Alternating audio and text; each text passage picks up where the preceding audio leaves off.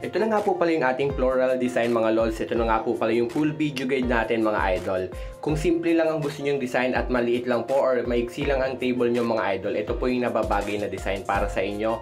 Full video guide, umpisahan na natin. At bali dito nga mga lods, mapapansin nyo meron na tayong knife pleats or running pleats dyan sa baba. Dito mga lods, ito yung table natin, 2 meters yan. Nag-space lang ako rito ng isang dangkal or nasa 10 inches. Depende sa table nyo. Pwede namang mas malapit, pwedeng mas malayo. Depende po sa inyo kung gaano kalayo ang gusto nyo. Dito is nag-space lang tayo ng mga 10 inches at ganun din sa kabila. Tapos naglagay na pala ako dito ng tie wire, tapos thumbtacks. Maglalagay lang tayo ng crumpled or flower fold design natin dito. Bali ito nga yung cloth natin mga lods. Yan, ipofold lang natin. Ito yung lagi naman nating tinuturo, yung paggawa ng crumpled design. Sa mga bagong followers natin, ganito po siya pinofold. Sa mga dati pa naman yan, alam na nila kung paano to. After nyo ma-fold, natali na natin sa tie wire.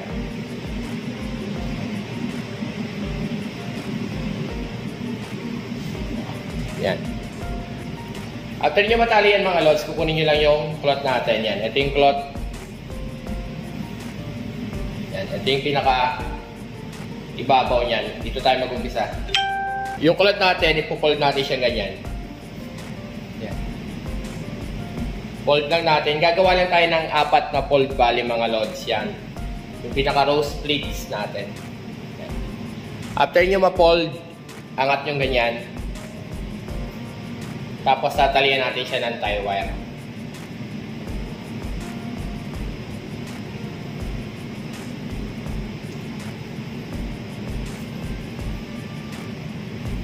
Yan.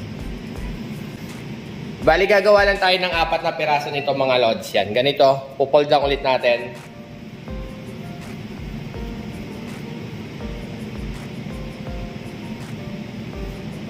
Tapos tali.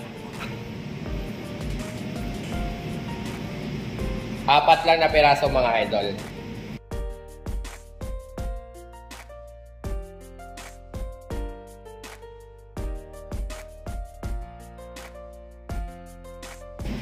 Yan. After nyo matali, 4 na yan. Ito mga lods is itatali lang natin dito sa thumbtacks natin ulit. Ikot lang natin yung sobrang tie wire. Tapos yung sobra, ilagay nyo na lang sa likod. Yan, 4. Next, kunin nyo yung cloth mga lods. Ito yung tie wire natin. Dapat nyo dito.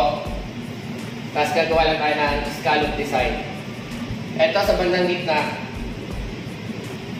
Fold lang kayo ng ganito.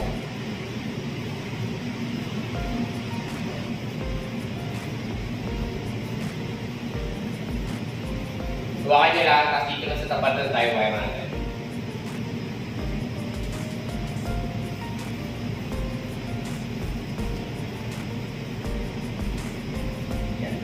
Release lang. Tapos tatali na natin.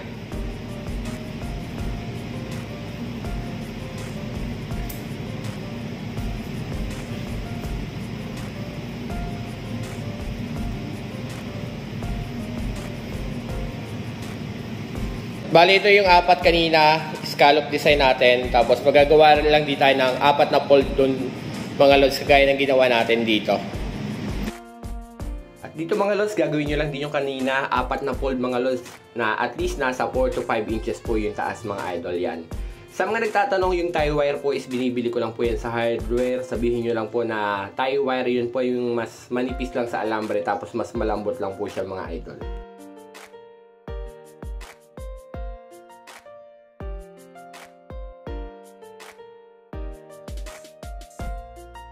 Tapos kagaya ng sinasabi ko sa inyo mga idol, kung may sobra kayong tela, itatago na lang natin sa pinakaloob ng pleats natin. Yan. Eto, pasok nyo lang siya sa pleats, knife pleats natin. Tapos saka nyo siya ulit lagyan ng pin.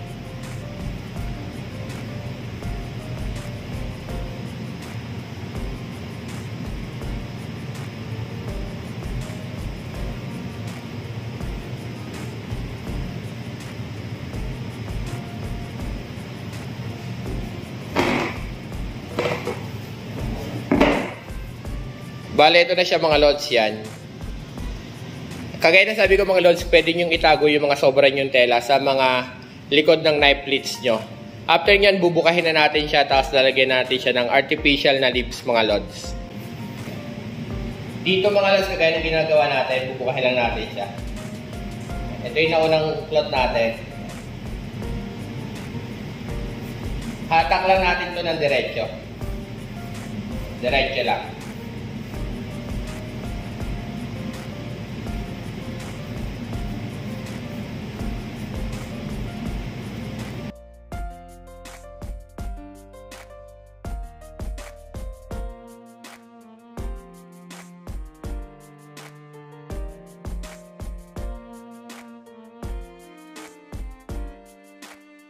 Ito na yung pinaka-crumple design natin. Ganon din yung gagawin natin dun sa kabila mga idol.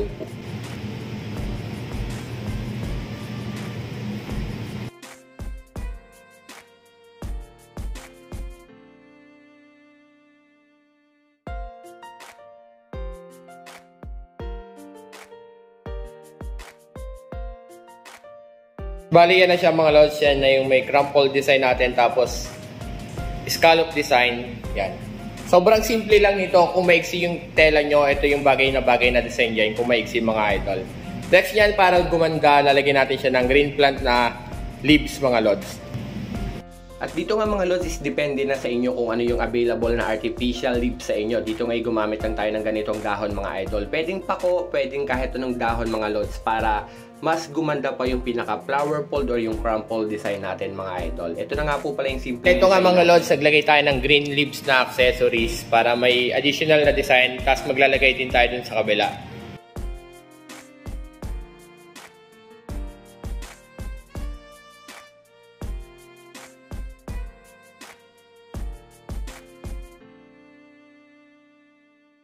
Bali, ito na siya mga lods, yung ating flower fold design na may scallop design. Yan. Sobrang simple lang yung ginawa natin. Dito nga mga lods is kung ano yung available nyo na artificial na leaves is pwede naman siyang ilagay. Dahil ito lang yung available natin, yan lang yung nilagay natin mga lods. Kagaya na sabi ko mga lods, kung gusto nyo ng simpleng design tapos maiksi lang yung tablecloth nyo, ito na yung isa sa pinakamabilis din gawin. Flower fold design na mayroong scallop design. Tapos, ang tela natin dito na ginamit is nasa 7 yards mga lods. Sobra na po siya mga idol yan. Tapos, naglagay lang tayo ng knife pleats sa ilalim. Tapos, yung kulot natin dyan is nasa 7 yards din mga idol. At bali hanggang dito na nga lang mga lods yung video. Sana nakuha nyo. Kung hindi naman, pwede po kayo mag-comment dyan sa baba para magawan po natin ng mas malinaw na video tutorial sa sunod nating upload mga idol yan. I-comment nyo na lang po dyan mga lods at huwag nyo naman pong kalimutang i-share yung mga videos natin. Malaking pong tulong para sa atin yun mga idol. Yung pag-share ng mga video natin. Follow for more at huwag nyo kalimutang i-share. Maraming pong salamat.